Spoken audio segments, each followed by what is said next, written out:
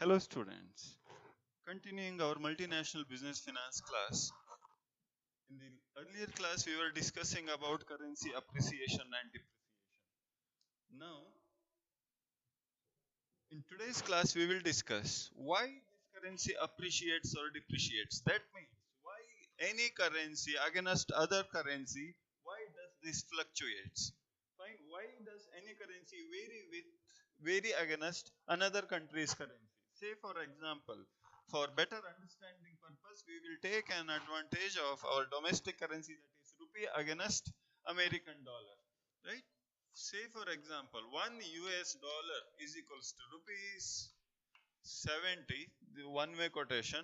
After certain time, it becomes US dollar is equals to rupees 71.10 something. That means in the earlier class we have discussed that if rupees 70 per US dollar becomes rupees 71.10 or rupees 71 per US dollar, we call this as rupee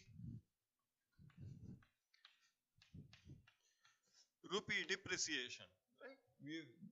We discussed this thing in earlier class. Why rupee is called depreciated against US dollar? It is very eventual that before earlier to buy 1 US dollar rupees 70 was enough. Now we have to pay one more rupee with the rupees 70 to buy 1 US dollar. That means buying power or purchasing power of the rupee got reduced. If we call it reduced, that means rupee got depreciated against US dollar. Fine. Why this thing happens? If after certain time, if rupee becomes rupees 69.80 against 1 US dollar, we call this as rupee appreciation. Right? Before we used to pay rupees 70 to buy 1 US dollar. Now we need to pay only rupees 69 point something to buy US dollar. That means rupee value got appreciated. That's why we are paying less rupee to buy the same dollar. Earlier we used to buy. Fine. Why this thing? Why this rupee is fluctuating against US dollar? Let me explain. Fine. There are certain factors influencing. We call these points as factors influencing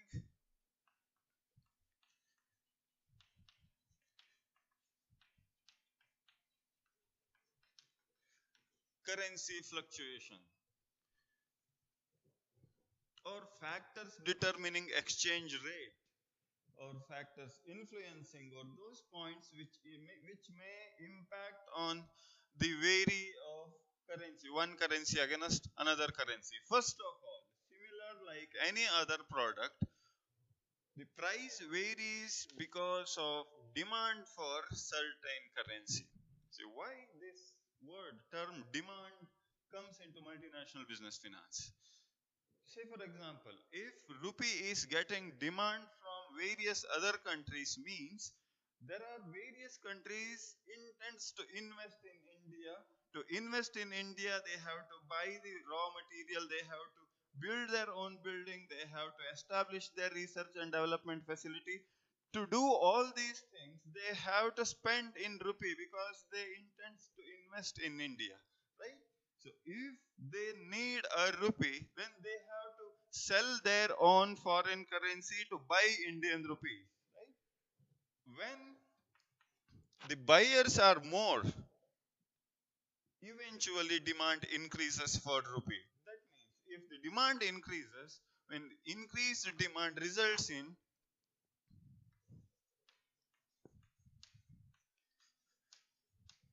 rupee appreciation. Fine.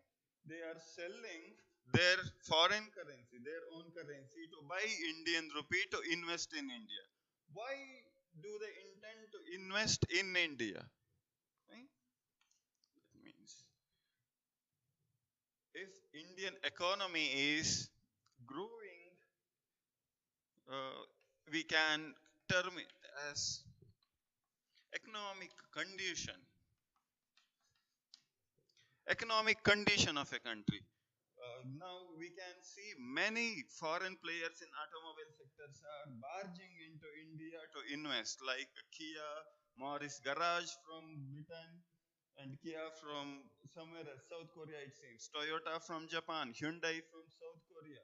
All these foreign multinational companies barging into India to invest in automobile sector. That means our economic condition, we have a greater demand for automobiles. We have great demand for other products, BMW, Mercedes, etc., etc.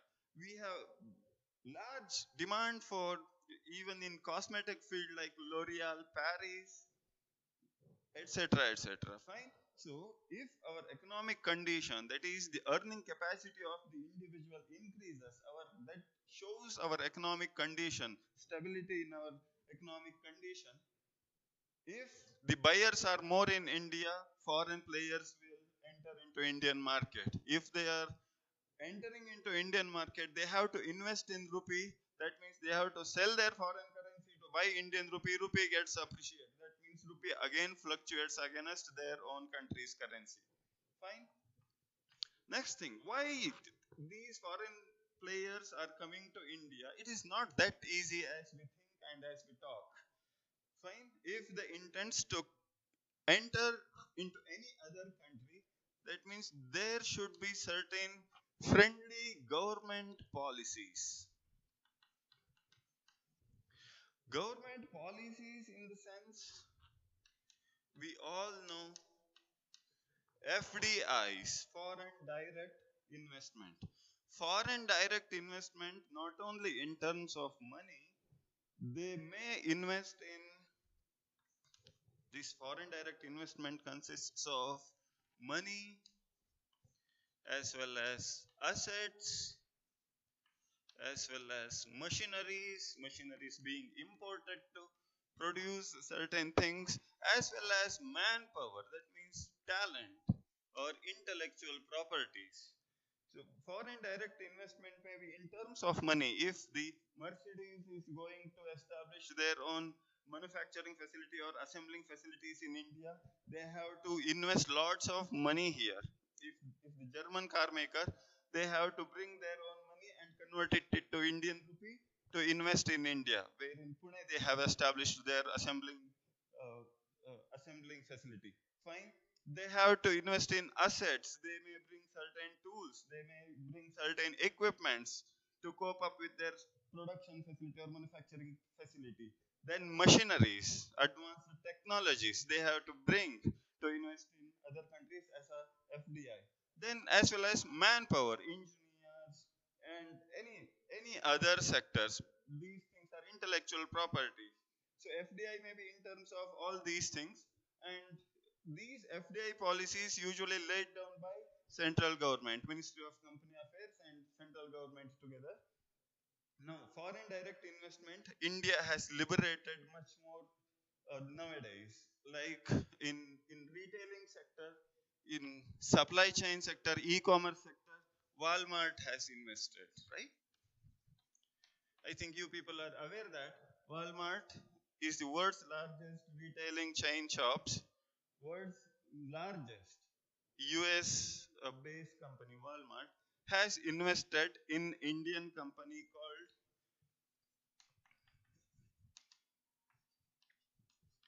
Flipkart. Earlier, Flipkart used to be an Indian company founded by Mr. Sachin Bansal and Binny Bansal. Now they have sold their majority of shares, controlling shares to the Walmart. So Walmart, Flipkart. Now Walmart has acquired the Flipkart. Before investing in Indian supply chain or Indian retailing industry, Walmart has to pass through all these government policies. Right? If they intends to buy the Flipkart shares or buy the Flipkart investments, they have to invest in rupee. As I earlier told, Walmart is a US company, US US company, and they have US dollars with them. To invest in Flipkart, they have to convert their dollar against the rupee. They have to buy the rupee by selling their dollars. If they are selling the dollar, buying the rupee, again rupee gets the demand, and when demand increases, rupee appreciates against dollar. Like many other sectors, these FDI norms have been liberated nowadays. Like like insurance sector, ICICI from India and Prudential is from somewhere else, foreign company. Bajaj Alliance, Bajaj is from India and Alliance is a French company again.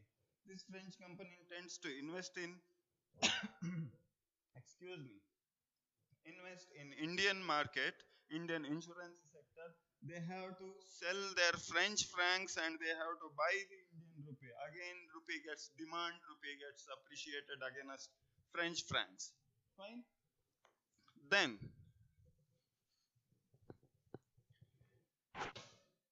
we are discussing factors influencing exchange rate or factors determining exchange rate or those factors impact on currency fluctuation. Fine. Next thing is the availability of natural or abundant resources in a country. Say, for example, in United United Arabian Emirates, they have lots and lots of petroleum resource. Right? In India, we have coal mining, we have iron, etc., etc. If these things are there, again, I am giving an example with Adani Mining, an Indian company. Adani has invested a lots of Australian dollar in Australia to start their coal mining in Australia. So if Adani goes to Australia to invest in a mining sector, they have to buy the Australian dollar. Since Adani is an Indian company, they have rupee with them, Indian rupee. They have to sell the Indian rupee to buy the Australian dollar. That means selling rupee is sold by Adani and they have bought Australian dollar. Australian dollar gets the demand and Australian dollar gets stronger against Indian rupee because they are swapping Indian rupee with the Australian dollar, right? So abundant availability of resources. It may be in terms of mining, it may be in terms of manpower, it may be in terms of any other resources, natural resources. These things directly and positively correlate to the fluctuation of any country's currency. Then, political stability in a country.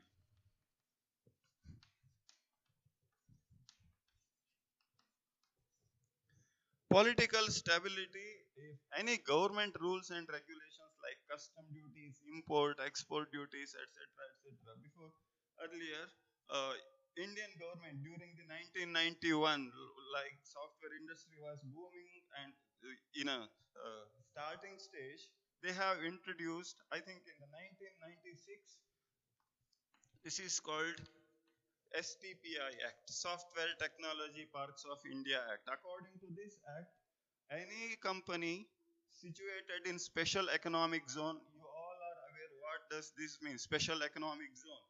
Those companies situated in special economic zone can avail a custom-free import of technological related equipments, that is hardware and any other softwares. To boost the software industry, government has introduced STPI Act. They used to import all the equipments they require to develop certain software related things. They used to get it custom free. Fine. This STPI Act is extended up to 2006 or 2008, it seems. So these are the government policies. If any government passes the bill, that government should be stable enough to bring or pass that bill both in upper house and lower house. So to attract the foreign capital, government stability or political stability must be there in a country, right? Then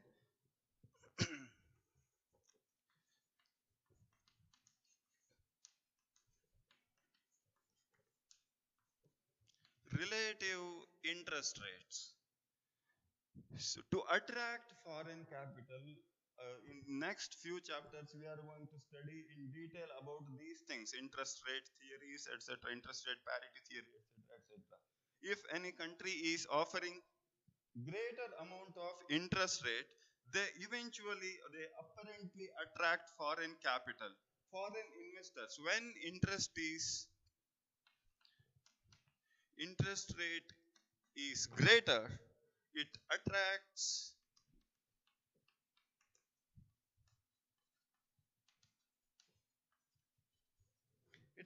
foreign capital.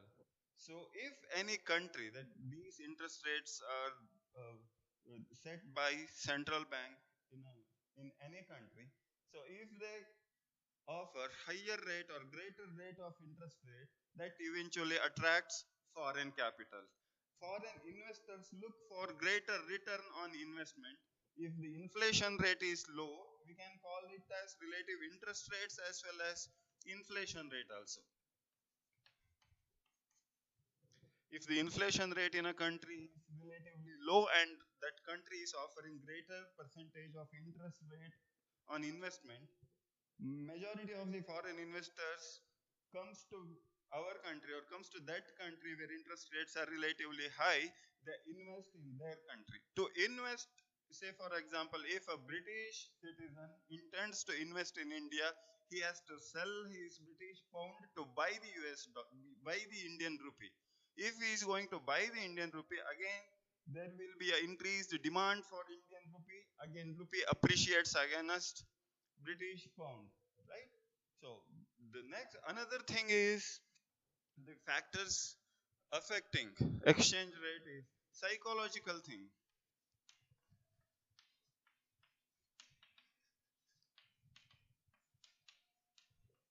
Psychological factors.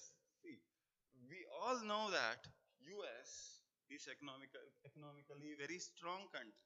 So if I have parked my money or I have parked my investment in US, that means my investment is safe enough.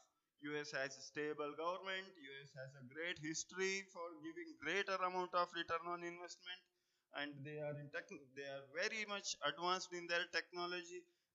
It's very economically stable and strong country. These things are psychological thing.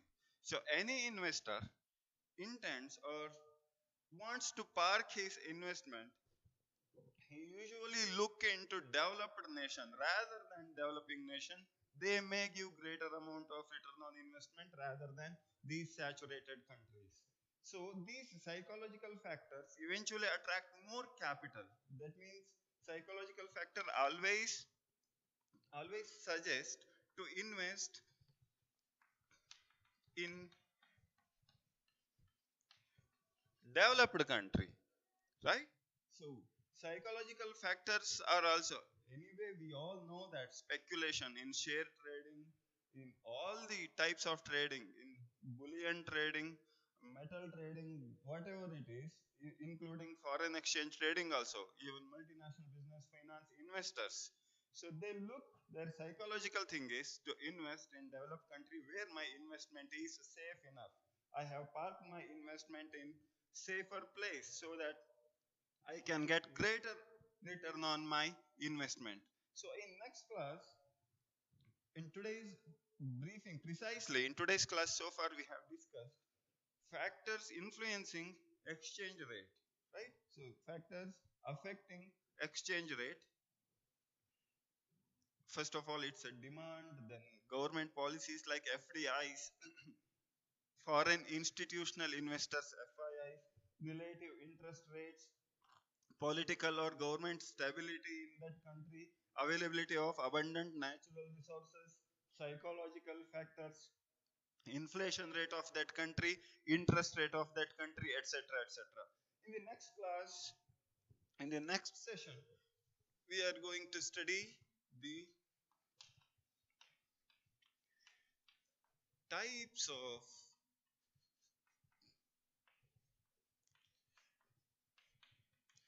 of currency quotation and as well as foreign exchange dealings. Fine. So today I am terminating my session with the factors influencing exchange rate or factors affecting or factors results in currency fluctuation. One currency's fluctuation against another currency. Thank you. Thank you.